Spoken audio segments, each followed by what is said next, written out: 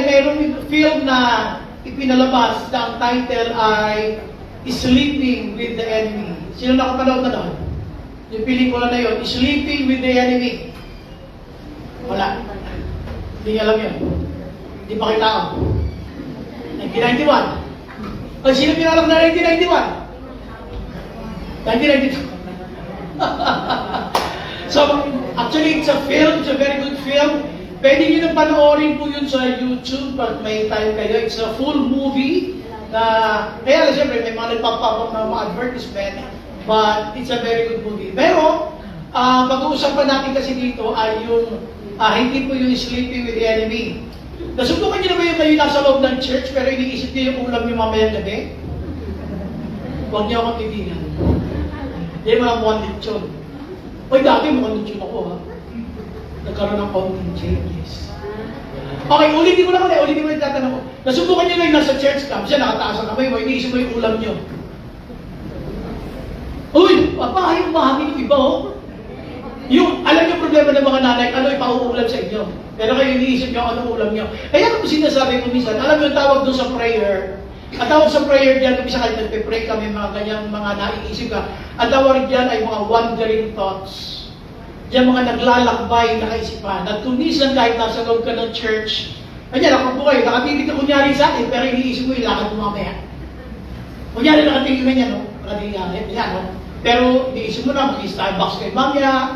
Iniisip mo, ano orderin mo, cappuccino, o macchiato, o americano. Talaga, nag-Starbucks, no? So, nag-iisip ka na. So, what I'm saying is this. Sometimes we are inside the fellowship, pero kung minsan iba yung iniisip natin. This is what we have to discuss this afternoon. Ang tawag natin dito ay fellowshipping with the enemy. Ito yung ating pag-uusapan. Fellowshipping with the enemy. Ito yung nasa loob ka ng church, you're fellowshipping with the brethren, pero, ang sabi ka natin, you're fellowshipping with the enemy. Alam niyo yung film na Sleeping with the Enemy, napakahirap kasi no, kasi natutulog ka kasama mo yung kaway mo, kapitbahay mo. Ito naman, nasa loob ka ng church. Pero, kasama mo nag-worship, quote-unquote, yung kaaway. At bakit nangyayari yun? At anong nangyayari? Question, sino yung enemy niya? Alam niyo ba? For a start, that enemy is you. O, sobra naman. Yes. Fellowshipping with the enemy. You are in the fellowship of the Lord, and you are playing the role of the enemy. And how is that? Let's open our Bibles to the book of John, chapter 13. At mamaya papasyal tayo yung synoptic niya, magkakakin. Yung kamukha niya, mga pangyayari na binanggit sa Matthew, pag-aaralan natin. Paano mo mag-fellowship na kasama ang kaaway? Ang nakalulungkot, ikaw yung kaaway na yun. Tanungin mo yung katabi mo, kaaway ba kita? Ikaw yung kaaway na yun. Fellowshipping with the enemy. Okay. So, John chapter 13, buksan natin. Tandaan nyo, ito yung senaryo na nung sila'y nasa upper room, ang sabi ni Jesus sa mga alagad na merong magkakanulo sa akin. Meron, somebody will betray me. At dahil hindi naman alam ng mga alagad kung may inuutos si Lord kay Judas, ang sabi kasi ni Lord kay Judas, gawin mo na yung gagawin mo. At ang sabi nito ng Bible, akala nila may pinagagawa si Lord, may pinag-uutos sa kanya, kaya umalis si Judas. Pero tandaan nyo to, nasa loob sila ng fellowship, but Judas was thinking about betraying the Lord. Ulitin ko ha. Nasa loob sila ng fellowship sa upper room, Jesus was there sharing the Word of God, but Judas, like us, sometimes inside the church, we're thinking something bad about the brethren, o kaya pwede naman against them. At nabasahin natin to verse 18, ito yung matatapos lamang yung hugasan ng paa ng mga alagad. At ang sabi nga niya, malinis na kayo, pero hindi lahat. Kaya basahin natin yung verse 18. I am not referring to all of you. I know those I have chosen. But this is to fulfill this passage of Scripture. He who shared my bread has turned against me. Siya na pinakakain ko, ay pinagtataksinan ako, sabi ni Lord. I am telling you now before it happens, so that when it does happen, you will believe that I am who I am. Very truly I tell you, whoever accepts anyone I send accepts me, and whoever accepts me accepts the one who sent me. After he had said this, Jesus was troubled in spirit and testified, very truly I tell you, one of you is going to betray me. At napakasakit nung sapagkat nandun sila sa hapagkainan. Sabi ni Lord, sinasabi ko sa inyo ng buong katotohanan, isa sa inyo ang magkakanulo sa akin. And Judas was inside that fellowship, was thinking something bad against the Lord. Sometimes we are caught na nasa loob ka ng church, you're thinking of something bad against somebody else. At titignan natin ito, yung kasunod na slide. Basahin natin. His disciples stared at one another. So nagtingin na silang lahat sa isa't isa. At a loss to know which of them he meant. At nagtitingin na sila kung sino sa kanila ang tinutukoy ng Panginoon na magkakanulo sa Kanya. One of them, the disciple whom Jesus loved, was reclining next to him. Sino ba yun? Sabi niya, Simon Peter motioned to this disciple and said, baka, nginusuan niya. Paano mo? Sino? Parang wala siya sinasabi. Nginusuan niya lang yan. No? Motion to this disciple and said, ask him which one he means. Leaning back against Jesus, he asked him, Lord, who is it? Lord, who is it? Sino yun? Yung tamang yun na magkakanulo sa'yo. Jesus answered, no, very plain. Sabi ng Bible, Jesus answered, it is the one to whom I will give this piece of bread when I have dipped it in the dish. Yung pagsawsaw mo ng tinapay, siya na nga. Siya magkakanulo sa akin. Ituloy natin sa dito ng Bible. Then, dipping the piece of bread, he gave it to Judas, the son of Simon Iscariot. So, binigay na ito kay Judas. As soon as Judas took the bread, ito matindi. As soon as Judas took the bread, Satan entered into him. There will be a point in time when you're like, I believe at that moment, nag-iisip pa si Judas kung paano kaya tutuloy ko kaya ito, bistado ko eh. Hindi pa binibigay sa kanya yung tinapay, bistado na siya, alam na nila kung ano kaya gagawin niya, alam niyo kung ano iniisip niya. Sabi niya, yung ipagsawsaw ko ng tinapay siya na nga. Eh ngayon, kung ikaw yun, at sa'yo binigay, tatanggapin mo, eh bistado ka ni Lord. As soon as Judas took the bread, so he took the bread, that was the turning point. That was the turning point. There will be a turning point in your life when you allow Judas to take over in your life. Because there are a lot of breads that we take.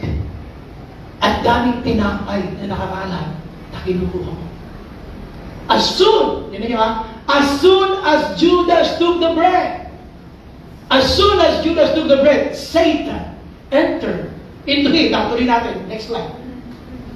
So Jesus told him, what you are about to do quickly. So akala nila ngayon, itong si Judas, may inuutos sa kanya. Pero alam ni Lord, may pagkakanulo siya. Ngayon, dito sabi ng Bible, what you're about to do quickly. But no one at the meal understood why Jesus said this to him.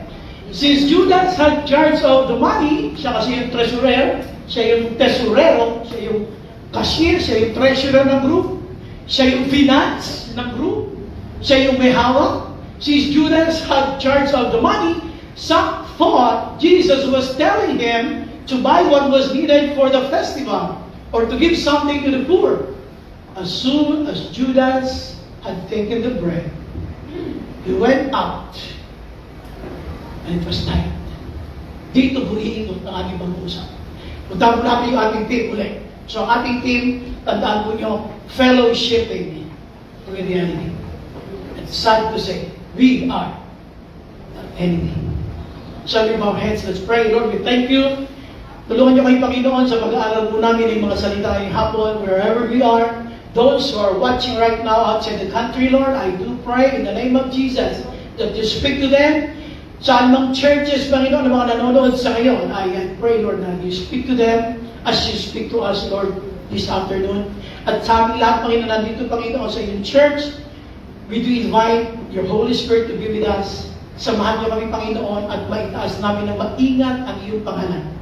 We do ask for your forgiveness. Gawin niyo kaming karapat-dapat, Panginoon. Patawarin niyo kami, Lord, everything that we have thought, everything that you have said and done, lahat na nagawa namin, hindi nagbigay ng kaluguran sa iyo at kami nagkasala. Patawarin niyo kami, Panginoon. Salamat po, Ama. This Lord we pray. In Jesus' name, amen, amen. Walang natin si Lord. Ayan. So, you might see yourself like this person, raising your hands to the Lord, while at the same time doing a sinful life. You might see your life like this person, nakataas sa kamay, nagpupuri sa Panginoon, umiiyak ka na dito ka sa harap, pero nabubuhay ka sa kasalanan. And too many Christians are living that kind of life. At titignan natin, paano nangyari yung tinatawag natin fellowshipping with the enemy. Umpisan natin ito. Diretso tayo sa ating main point number 1. So dito si Judas, hinugasan ng paa niya, kasama siya doon sa 12 hinugasan ng paa ng mga alagad. At ang sabi ito ng Bible, ayaw pa nga nila, pero sabi ni Lord, paano matutupad ang sinasabi ng kasulatan kung hindi ko kanila hugasan? Madalit salita, nahugasan na ang kailang mga paa. Pero gusto ko sabihin sa inyo, si Judas, bago hugasan ng paa ni Jesus, alam niya na itong si Judas ay pagkakanulo siya. Kung kayo yan, huhugasan niyo pa ba yung paa ng taong alam niyo gagawa ng masama sa iyo? Ako, hugasan ko. Pero hawak ko blade. Blade at saka may tubig pero walang basahan. Hihiwa-hiwain ko yung paa na yan. Gusto niyo na ba, ha? Well, just be honest here. Alam mo na, ito, napakasalbahe nito, at ikaw ay gagawa ng masama. Hugasan mo ba ng maayos yung kanyang pa? Siyempre, that's the normal kind of reaction. Pero kay Jesus, very exemplary. Meaning, hindi pa karaniwan ang kanyang pagtugon sa ganitong kalagayan. Now, sabi ito ng Bible, yung una-una na gustong pansinin ninyo, bakit sinasabi fellowshipping with the enemy? Sige, labas natin first main point. Intentionally citing. Ano yung intentionally citing? Sinadya niya talagang magmasid.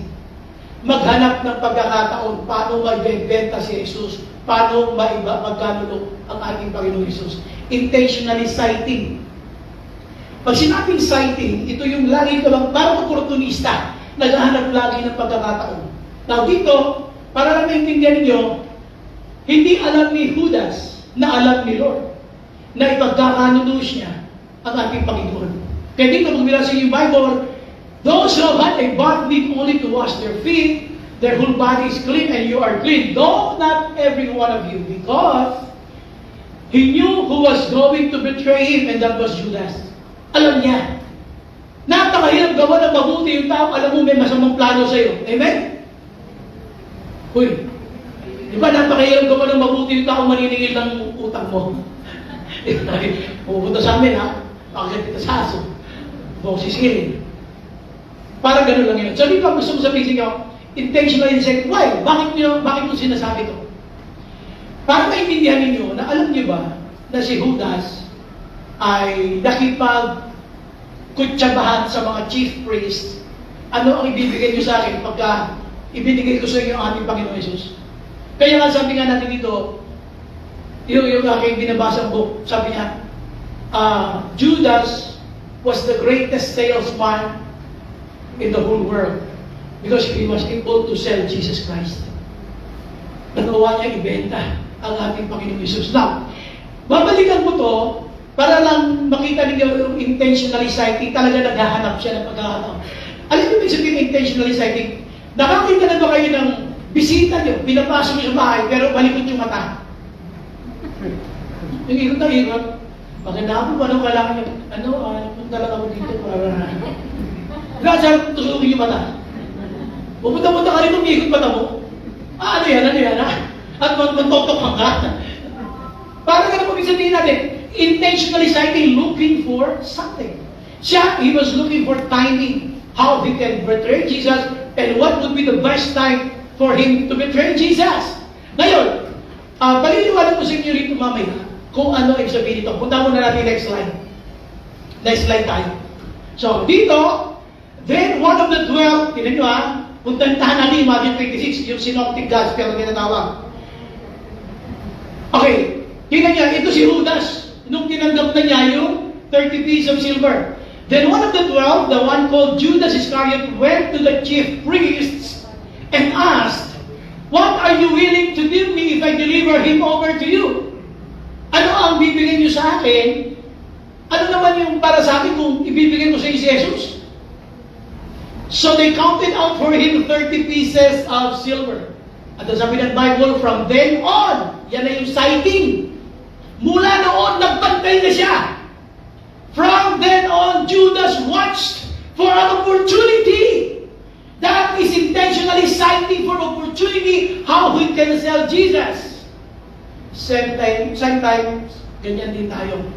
Sometimes we go to church looking for something na kung titignan mo yung buhay mo ay parang ang si Judas.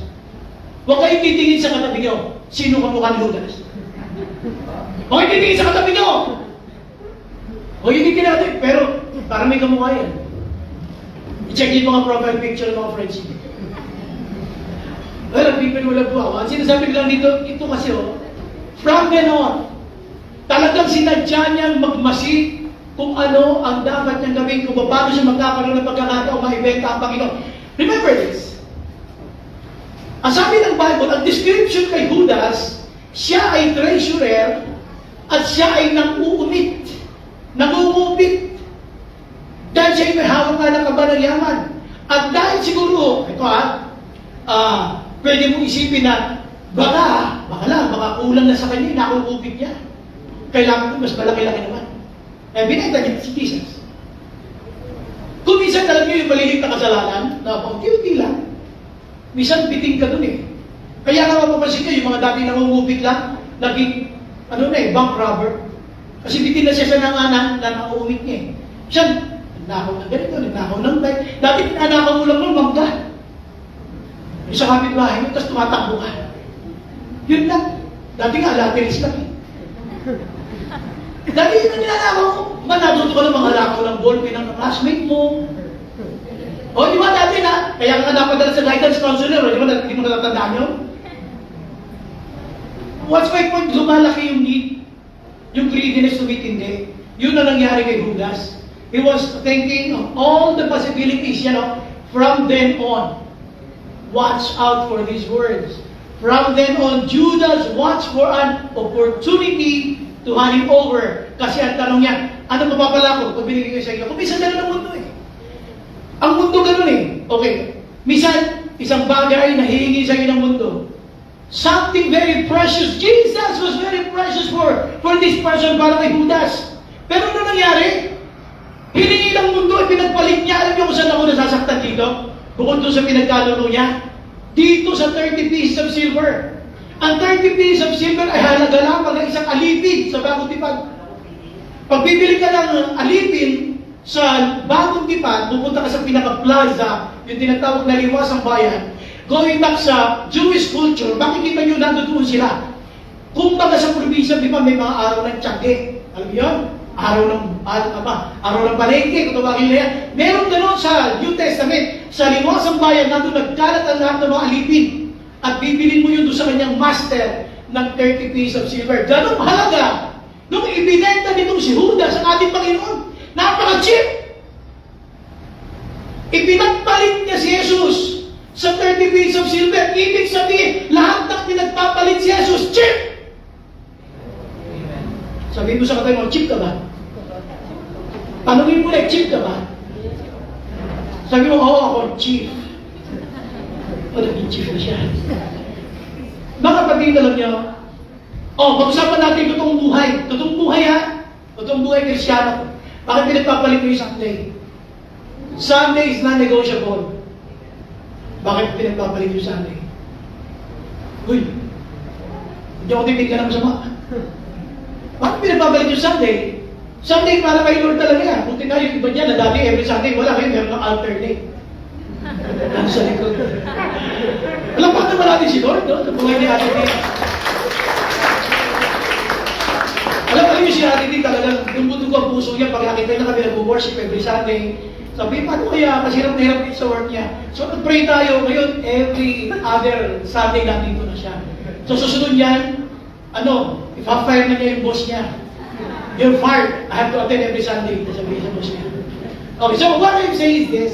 Ano-ano ang mga pinagpalit mo kay Lord dito? Usap tayo, ha? Kasi tayo isa, naghahanap tayo ng pampalit kay Lord. Pag binilangan ka na ng mundo, ito, tingnan nyo, binilangan siya. So they counted. Binilangan siya ng 30 pieces of silver. Namulagat ang kanyang mata, nakalimutan niya ang values niya as a Christian. Ang daming offer ng mundo. Sometimes we're not aware. We are intentionally citing ano mapapala ko sa mundo. Alam niyo ba, anything na nandito sa mundo is incomparable on heavenly things. Wala kang pwedeng ikumpara sa anong bagay sa mundo kapalit ni Jesus. Wala. Kaya don't ever try na ipagpalit si Lord sa anumang bagay sa mundo. Yung iba nga, ito, paliwanag ko sa iyo, ito yung buhay ko dati. Oy, mga yun, makinig kayo.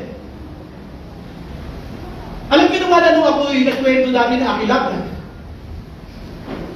nagsawa ako kakababastig sa akin. Sa ate Elian, sa ano tao. Nagsawa sila kakabastig sa akin. Dahil matibay ito, no? Ibig sabihin, sanay na nababastig. What is my point? Alam niyo nung sabi ko, Lord, sige po. Kung hindi po kalooban, sige po Lord, ako po Panginoon ay magpo-focus sa ministry.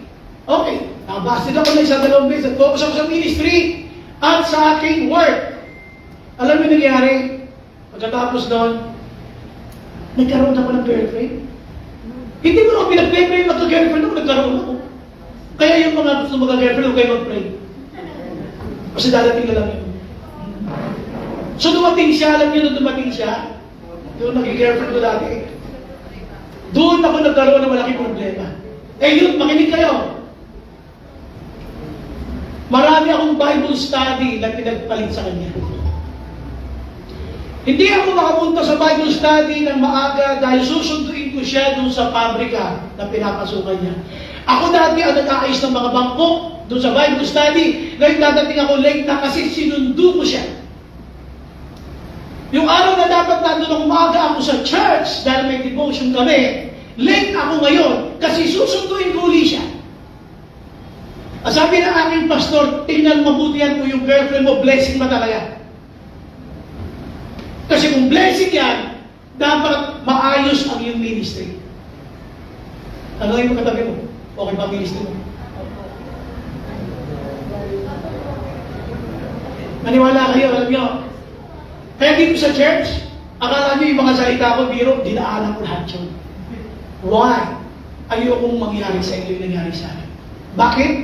Pinagpalit ko siya sa napakaraming bagay. Napakaraming senaryo ng buhay ko. Ipinagpalit ko yan. Kaya si Lord, hindi natuwa sa akin. Nagkahiwalay kami doon. Would you imagine na 8 taon kami na may relasyon bilang boyfriend-girlfriend, pero hindi kami masyado naging blessing sa church. Kasi nga, ako bilang Bible study leader, iniintindi ko siya eh. Puro siya iniintindi ko eh. Yung dapat na seek, yung personahin ko si Lord ang ministry na, wala, hindi ko na nagagawa. Ito ginagawa na pagkakalitan ng aming pastor. At ako pa malakas ang loob na magtampo. Parang dito lang yun. Kung pinagalitan mo siya, nagtatampo eh. Grabe nangyari sa akin, sobra-sobra. Ito para maintindihan niyo ito. This is a public confession na ngayon ko lang gagawin. Ano kaya yan? Buti na wala message ko nandun sa room. Hindi, wala ito kilala. Alam niyo, may kwento ko siya. Way back 2015, nandito na ako sa church no. 2015, may pinasukan akong trabaho. Ako na ang pastor dito sa church. Doon pa lang sa kanila. Alam niyo, yung pinasukan akong trabaho, I was hired as general manager. Dito rin sa Cubao. Tinanggap ko siya kasi malapit lang sa amin at across lang ng farmers. Ito yung pinapasukan trabaho kay Nicole Jansen. Yung pinasukan ko yan, nung ako po in-interview ng 2 Chinese. Matagal kaming nag-uusap, siguro mga 2-3 linggo. Lahat na gusto nilang malaman, kinuwento ko. Lahat na gusto magpupunta ko ng negosyo, kinuwento ko. Everything that I know. Madalit salita ko, nag-usap kami sa compensation. Natuwa ako dahil ang lapit lang, sa amin lang, walking distance lang, binigyan niya ako ng 75,000 monthly compensation. Kumpara sa dati kong pinagtrabuhan, mas mababa ko yun. Pero, tinanggap ko kasi lalahat nila sa amin. So, ba't ito kinukwento? Naging palagay ang loob ko. Lahat na kailangan ng boss ko na yan ay, sipin ko, halimbawa, yung nagtatrabaho dito, kung alam niyo yung gumawa ng employees manual, yung HR, yung manual sa HR, magmula sa umpisa, pagpasok mo, lahat yan ginawa ko. Months po yun bago magawa. Ginawa ko yun ng 3 days. Nagpa-impress ako sa may-ari. Why? Bukod sa alam ko naman yung kasi i-edit ko na kasi may mga kopya naman ako talaga. Kaya madali lang. Napansin ko. Kasi nung nagawa ko na lahat yan, lahat na kailangan nila, pinag-uusapan namin long term. Biglang saktong isang buwan, nag-uusapan sa akin, ito na natin itong pagpasok mo, tapos na tayo. Yung pala lahat na kailangan ko lang kuha na nila. Gumawa ako ng mga store operation, paano patatakbo ng isang store. Lahat yun na kailangan nila. Binigay ko. Tapos 1 month sakto, nawat ako sa trabaho na yan. Ngayon, siyempre, sabi ko, pinag-pray ko naman ito Nagkaroon ako ng self-evaluation. Ito yan So they counted out for him 30 pieces of silver. May kapalit. Alam niyo napansin ko noon, may prayer meeting pa ron every Wednesday. 3 beses ako na-late dahil sa trabaho niya. Na hindi naman dapat. Kasi pinapayagan naman niya ako tuya alas 6 na Pero I tried to please him. Masyado ako nagpabilib. Nilabas ko lahat ng kaya ko. Nakuha naman niya lahat. Kaya nung makuha niya lahat, hindi na ako kailangan. 1 month lang ako, nagpaalam na ako. Pero evaluation ko, Lord, ba't kailangan 1 month lang? Hindi ko mala na-enjoy yung work. Kasi yung araw na dapat nandun ako sa prayer meeting, late ako. 3 sunod na prayer meeting, late ako. Yun ang pinakita sa akin ni Lord. Habang ito'y pinag-aaralan ako. Alam niyo kung minsan, ang mga bagay na natin dito sa mundo, ipinagpapalit natin sa mga bagay na eternal. Kapag ka nawala na, doon ka ngayon mag-iisip. Bakit? Mga kapatid, yung sinabi ng Bible na si Judas, from then on, Judas watched for opportunity to hand him over. Ang question niya kasi ito, what are you willing to give me if I deliver him for you? I'm willing to exchange. Yun yung sinasabi mo. What are you exchanging right now? Ano mga pinagpapalit mo ngayon sa kaaway, sa mundong ito? Kaya po alam niyo, kung ikaw ay merong work pag Sunday, pray mo, Lord, please, help me to be in church every Sunday.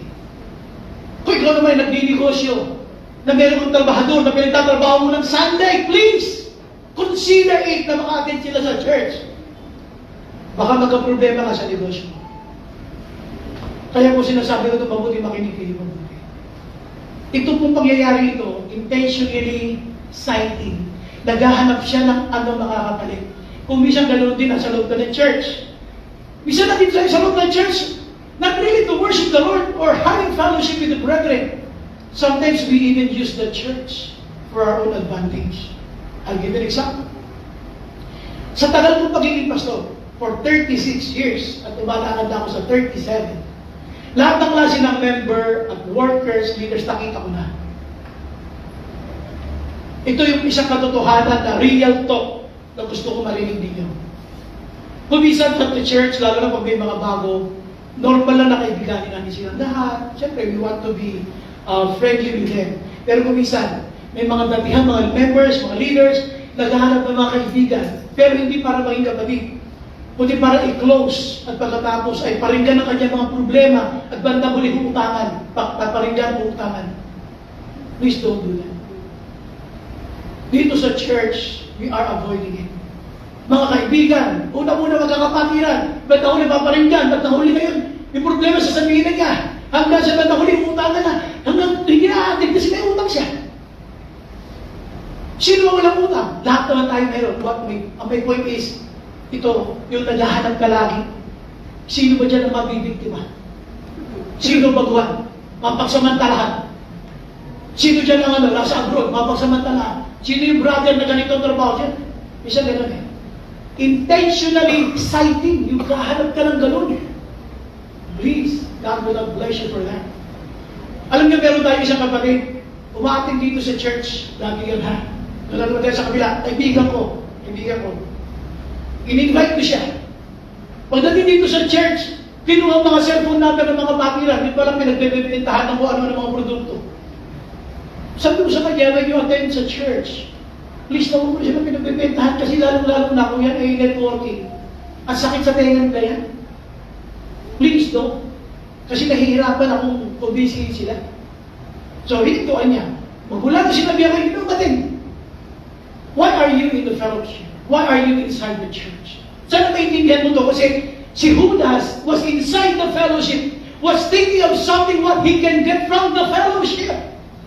Kaya sabi niya to, what are you willing to give to me in exchange?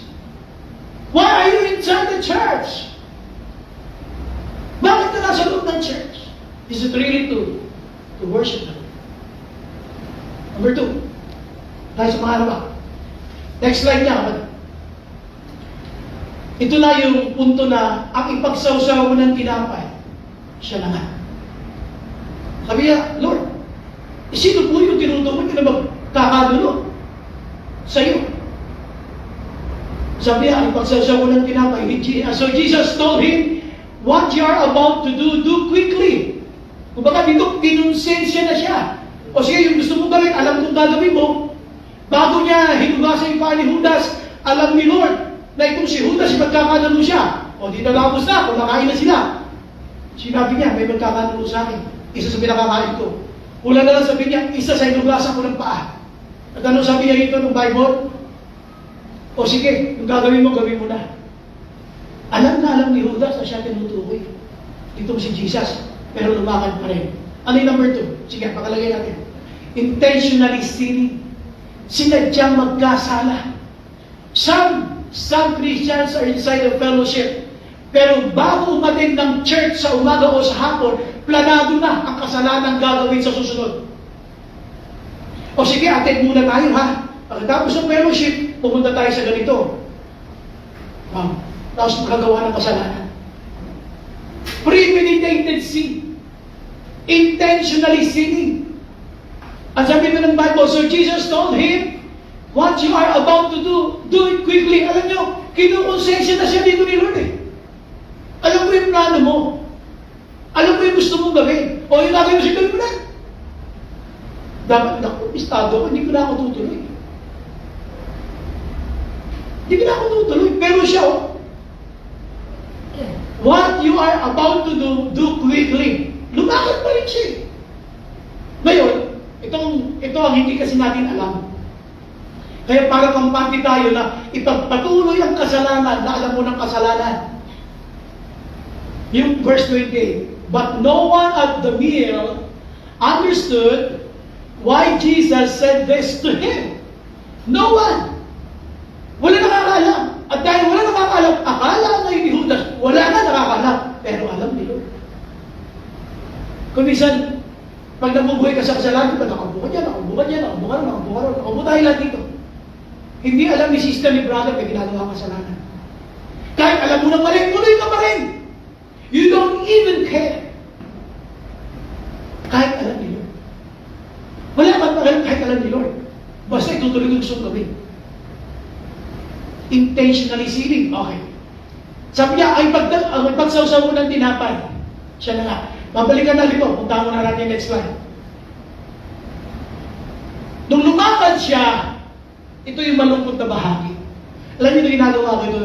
Medyo teary-eyed ako dyan. Medyo parang malalaglag ang luha ako dyan. As soon as Judas had taken the bread, he went out. And it was night. Sinadya niya lumakad kahit gabi na. Alam niyo ba?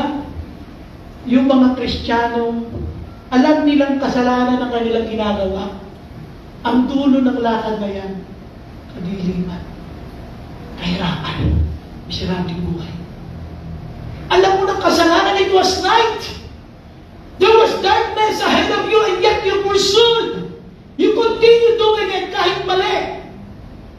And it was night. Lumakad siya kahit gabi na nandiyan. Kasalanang pinagplanuhan. Kaya yung mga Kristiyano, sasabihin natin, pastor, hindi ko na sinasadya. Hindi totoo. Lahat ng kasalanan ng Kristiyano, madalas pinagplanuhan. Kaya no excuses tayo. Some of the sins of the Christians are all premeditated. Outing na. Napaplano eh.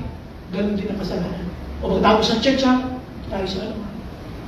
Dating gabi.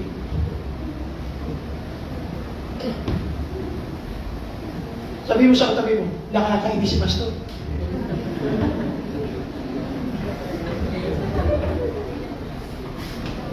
Alam mo naman, kung ako nakaupo dyan, maririnig ito sinasabi ko ito, nakakaasar talaga. Kasi parang buhay ko din sinasabi mo, pastor. Nakakasar naman talaga ito sinasabi ko ito eh. But this is life. Ilan ang kasalanan sinadya mo kahit alam mong mali. This is it. Madilim ang nag-aantay sa kasalanan sinasadya. As soon as Judas had taken the bread, he went out. Period na sana. Why it was described and it was night.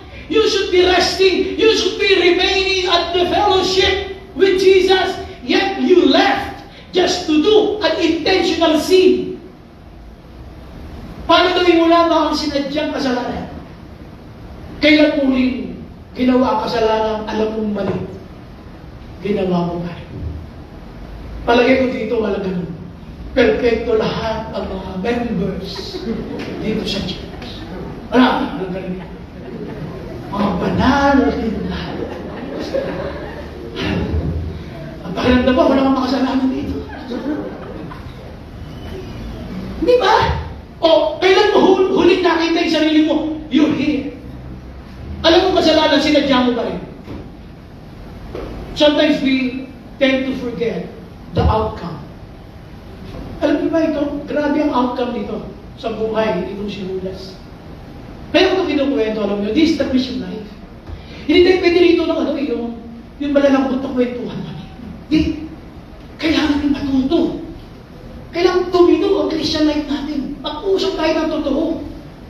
Ito yan. So, sabi natin, intentionally sinning. Atras tayo, atras. So, intentionally sinning. Inabot na sa'yo. Alam mo ito, sabi na, the most dramatic part here ay yung inabot sa'yo yung tinapay. At sabi ni Lord, ay pagsawsaw ko ng tinapay, siya na nga. O, ibinigay kay Judas. Kung ikaw si Judas, patanggapin mo. Ang sasabihin ni Lord, ay pagsasya ko ng tinapay siya na nga. O bibigay ko halimbawa kay Cyrus. Ano halimbawa? Yung ko. Ayaw ko niya. Kasi sinasabi ni Lord, bistahan ko kita. Bistahan ko kita. Alam mo nasa isip mo. Alam ko plano mo. Alam mo gagawin mo. Alam ko yung iniisip mo. Alam mo kinausap ko yung mga chief priest.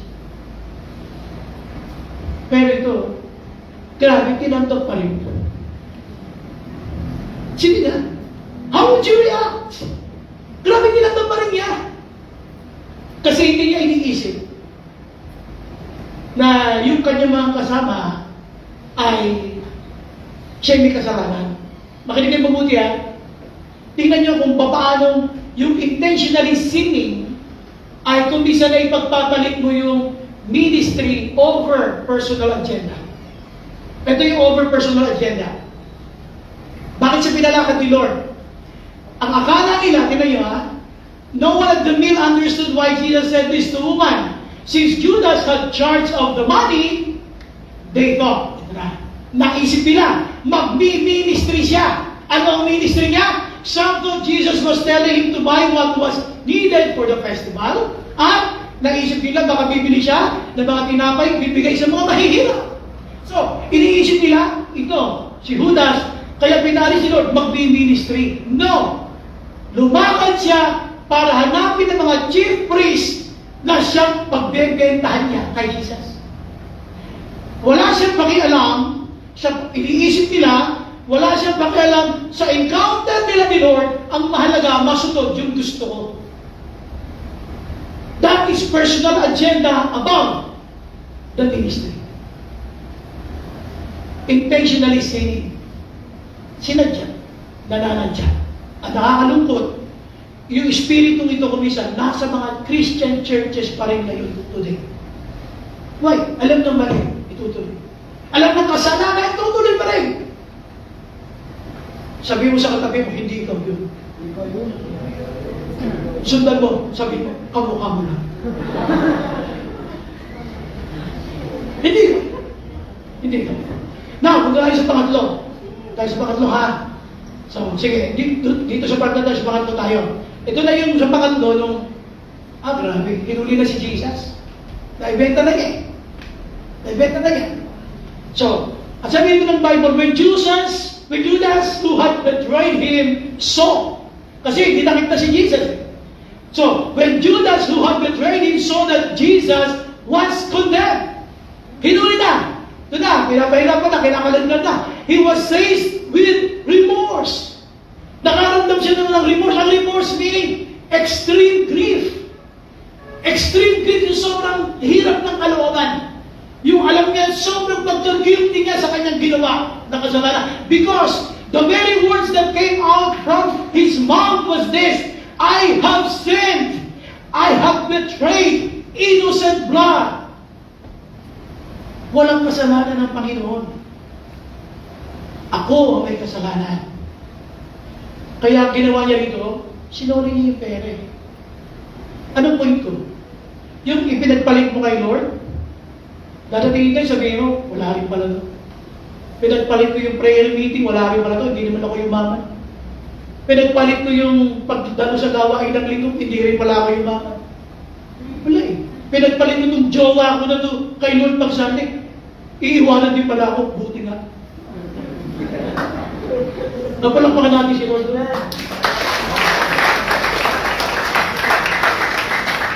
I'm telling you, grabe ito, grabe ito. Punta natin yung point na ito sa pangatlo. Intentionally sinking. Inilulubog niya yung sarili niya. Kusa niya, inilulublog ang kanyang sarili. Why? Alam niya ng mali. Sumigi ka pa. Alam mo na umunoy yan. Nagpapalakad-lakad ka ba dyan? Galaw ka pa ng galaw. Isang galaw mo sa kumunoy, lalo ka lulubog. So you have to remember this. Ang isang gawaing masama, lalo na't alam mo kasalanan, pag pinagpatuloy mo yan, lalo ka lulubog sa iyong buhay Christian. Kaya huwag mo isipin na pinabayaan ka ni Lord. No? Hindi. Sometimes, our pride, yung personal agenda natin sa buhay nito, mas mahalaga sa atin kaya sinasabi ng Bible. Dito, intentionally seeking. So, anong nangyari dito? Siya ngayon ay nalungkot. At pagkatapos, matinding extreme grief, sobrang hirap na kalooban. Sapagkat siya mismo ang makapagsasabi, siya na nagkanulo. Siya mismo ang nagsabi na walang kasalanan yung kanya ipinagkanulo. I have sinned, for I have betrayed innocent blood. So dito magpapasiyo, lumubog siya ng lumubog. Sumobra yung hirap ng kanyang kalooban. Nakala kasi natin minsan, pag yung mundo may binigay sa atin, kasi ang mundo, alam nyo, bibigyan ka niya ng magandang pakiramdam kahit mali. Yun yung tinatawag na, yun ang definition ng seduction. Seduction means giving you a good feeling even if it is wrong. Bibigyan niya magandang pakiramdam kahit mali. Now, punta natin yung next slide dito, na kung saan nagbigti siya. Ayan na. Lumubog na ng lumubog.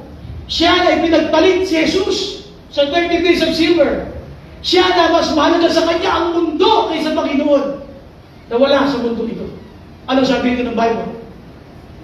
Lumapit siya sa mga chief priest. Sabi niya, I have sinned. Sabi niya, I have betrayed an innocent blood. Wala siyang kasalanan. So, ginawa niya yung 30 pieces of silver, isinuli niya. Ibinalik niya doon sa mga chief priest. Ano sabi nila? Ito nga, wala na silang pakialam. What is that to us? They replied, that's your responsibility. Alam niyo, sa mundo natin kinagalawan, may kasabihan na Sila ang bahala, tayo ang kawawa. Yan yun eh. Sabihin mo, saan ba yan? Saan ba yan? Nasa basisip? So, puntahan natin. Ano naman ang kapatid? O ito, 30 days of sin. Binigyan. O ano nangyari kayo? Nahuli na.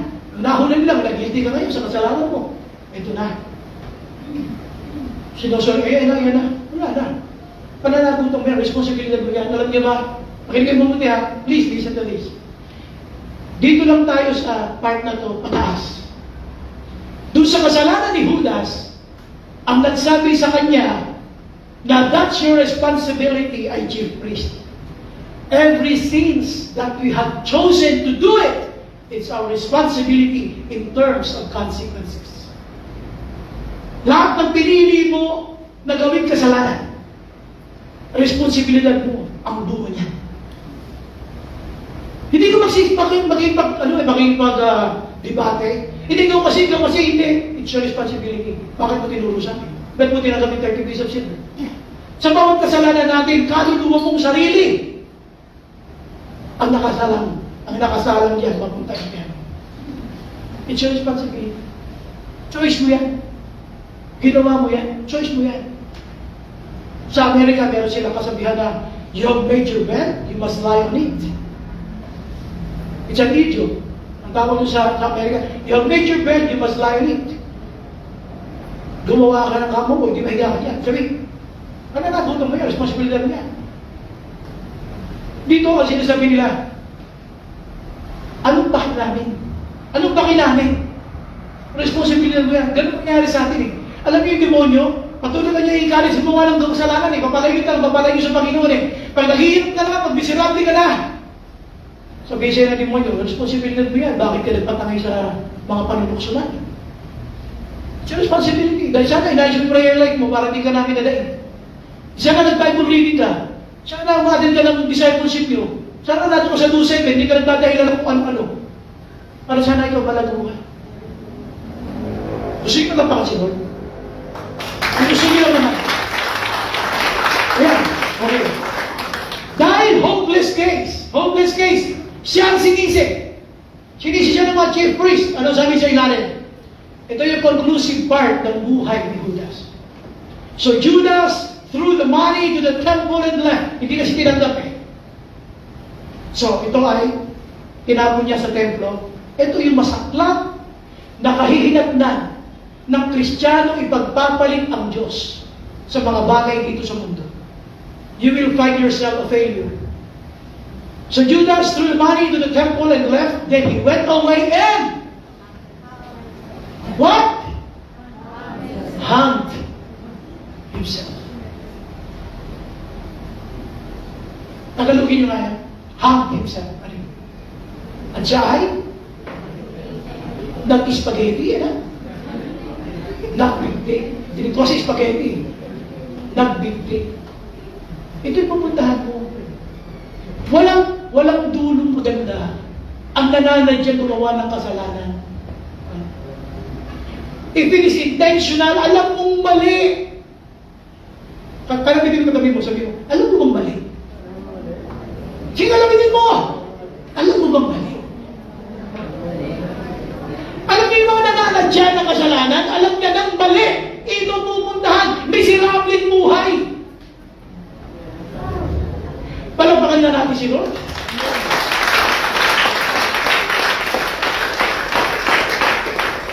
Judas was just an example of a Christian who is stubborn. Matigas ang ulo. Alam na yung mali, ginagawa pa, hindi na nga dapat gawin, pinangangatwiranan pa, at ito tuloy ang kanyang kinalagyan. Magiging miserable, mawawasak ang buhay ng Kristiyano. Dapat sanang diretsyo na sa Panginoon, pero mawawala sa ayos. Kaya kung ikaw ay nandito ka sa ganitong senaryo, alam mo ng mali, hindi mo pa rin, makakatwira ka pa rin. Obserbahan mo ang finances mo. Obserbahan mo yung mga blessing na dumadating sa'yo. Obserbahan mo ang paligid mo. What is happening to your family, your life. Observe. Kasi hindi yun pagpapalaki ng Diyos. Nasasaktan ang Diyos kapag ipinagpapalit mo siya. God is a jealous God. Huwag mo siyang pagpapalit. God siya. ipinilit mo, nangatwiran ka, be ready for that. Ready ka, ready ka. Paano yung family mo? Are they ready for this? Masakit ang salita ng Diyos. Pero yun ang katotohanan. Okay? So, punta natin yung ating theme. Ano yung ating theme? Diba? Ganda ulit. Sabay-sabay. 1, 2, 3, get! Yeah, fellowship with the enemy. Ano yung number 1? Yes, intentional sighting. Talaga, intentionally sighting. Talaga naghahanap siya. Number 2? Yun, intentionally sinning. Sinadya niya yung kanyang pagkakasala. And number 3, so intentional sinning. Palubog ka ng palubog hanggang sa ikaw ay malunod na. Malunod. Wala na. Wala na kita. Okay, let's conclude this part. Punta natin ating conclusion. Sige, conclude natin itong message sa ito. The greatest reward, ito na yung conclusion natin ha. The greatest reward that we ever receive in serving God is the permission to do more. Ang pinakamalaking gantimpala na matatanggap natin sa buhay Kristiyano ay yung binibigyan ka ng pribilehyo na gumawa pa na higit pa para sa Panginoon. That is the conclusion. The greatest reward that we ever receive in serving God is the permission to do more. The reason why God is blessing you is for you to serve Him more. The reason why God is developing you, for you to do more. Don't stop when you're blessed. Serve God more. Do more. Amen? Palangkalan natin sila. Amen. Dahil natin ito kayo, tayo ay manalangin.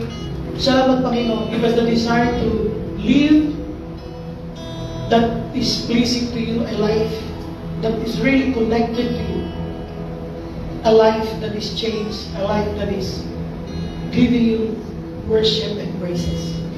Salamat Panginoon. Lord, pinupuri ka namin, pinasalamatan. Patuloy mong baguhin ang aming pag-iisip. Baguhin mo ang aming mga desisyon. Ituro mo sa amin ang tamang direksyon, Panginoon. Salamat po.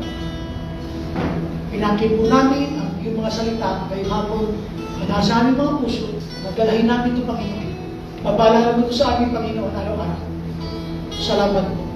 Ito po aming dalangin sa pangalan ni Jesus. Amen. For the battle must be won. We know that Jesus Christ is risen, so the work's already done.